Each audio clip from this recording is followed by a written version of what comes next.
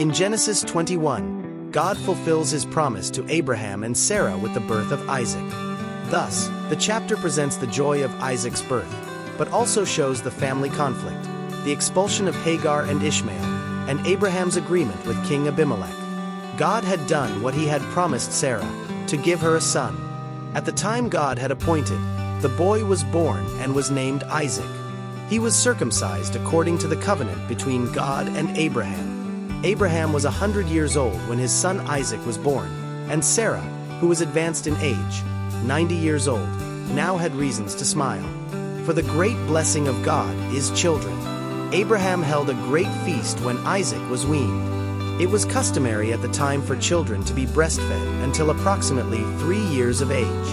Then, during this feast, Sarah realized that Ishmael, Abraham's son with the servant Hagar, could not be heir along with her son Isaac.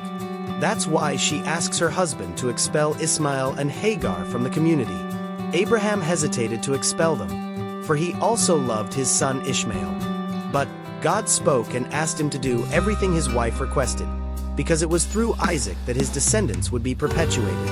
At dawn, Abraham gathered bread, a skin of water, and gave them to Hagar and her son Ishmael before they departed. They set out for Beersheba, and it wasn't long before their provisions ran out. Despite Hagar having had a feeling of malice toward Sarah, she loved her son Ishmael very much and did not want him to die.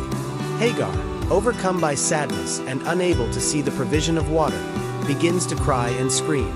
But God heard your cry and anguish, because there is nothing he does not see or hear. God then sent his angel to save them. For his promise to Hagar would be renewed at a spring, fulfilling the promise made to Ishmael to have a great generation. God saved them because of the lack of water. In the Old Testament, the spring symbolized deliverance and salvation. For the faithfulness of God's promise to Hagar, Ishmael, her son, became an excellent archer, and both went to live in the desert of Paran, a small valley in the Arabah south of Israel. Hagar chose an Egyptian woman named Ishmael to marry. After this episode, the agreement between Abraham and King Abimelech took place. Phicol was a commander of Abimelech's army, who accompanied the king to meet Abraham. Abimelech, upon meeting Abraham, said that God was with him. Therefore, he wants to make an agreement, but for that, he asked Abraham to swear, and so he did. This type of oath was an obligation that bound two parties together. God would be the witness of this agreement and would act against anyone who tried to break it. The covenant of God symbolizes loyal love, and this love refers to his character. There is an initial dispute between Abimelech and Abraham because of the well, because there was a great competition over water. Abimelech took the lead in the matter with the intention of resolving everything, establishing an agreement between them. Abraham set aside 7 sheep from his flock for Abimelech. The number 7 in Hebrew resembles the pronunciation of the verb to swear, which is why Beersheba is called the place of the oath. For there was a solemn good faith commitment, a great moral value recognized even today. Abraham planted a tamarisk tree in this place, marking for a long time the site of this important agreement. There Abraham called upon God, not just in prayer, but truly proclaiming the name of God, telling everyone about the Almighty, the God of eternity, who lives forever and meets the needs of his people, his children at all times, never forsaking his beloved children. We see that the birth of Isaac was a miracle in the eyes of humans. When God has a purpose greater than our desire, he does. The hasty act of Abraham in having a child with Hagar still reflects in the facts. It is like this, when we do not know how to wait and make choices that are not in the center of God's will. All that is left is to repent and cry out to God. God heard the cry. Thus, God in his mercy forgives us. But we suffer the consequences of our sin.